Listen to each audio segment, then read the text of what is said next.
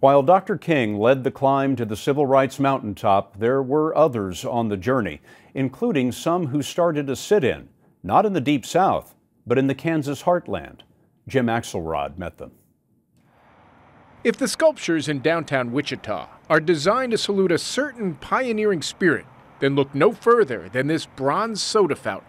Were you thinking to yourselves, hey, we're going to make history here? No, we were thinking we were going to sit until we were served.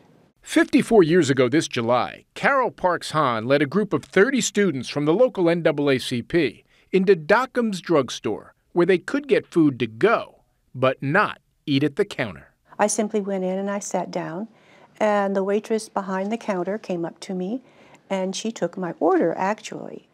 And she leaned forward, and she said, "You're not colored, are you, dear?" And I said, "Yes, I am." And the lunch counter was around about here, wasn't it, Galen? Yeah. We brought Parks Hahn back to what's left of Dockum's, along with fellow participant Galen Vesey, who was 21 at the time and haunted by the hatred of the civil rights movement. Were you feeling, while this was going on, that you were in the process of making history?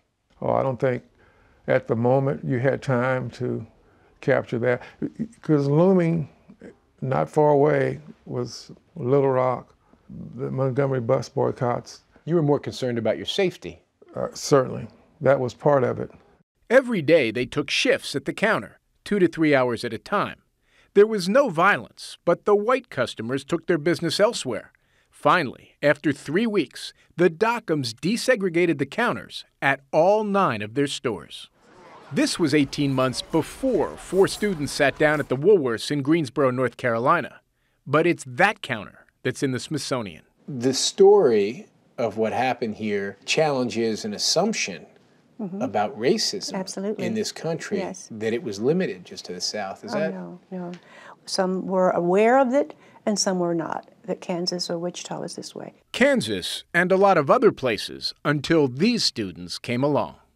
We wanted to be able to go in and sit down and have a hamburger and a Coke.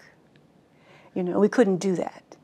Just being able to get a hamburger and a Coke. It sounds simple, doesn't it? Sometimes simple ideas are the most powerful, like standing up by sitting in. Jim Axelrod, CBS News, Wichita, Kansas.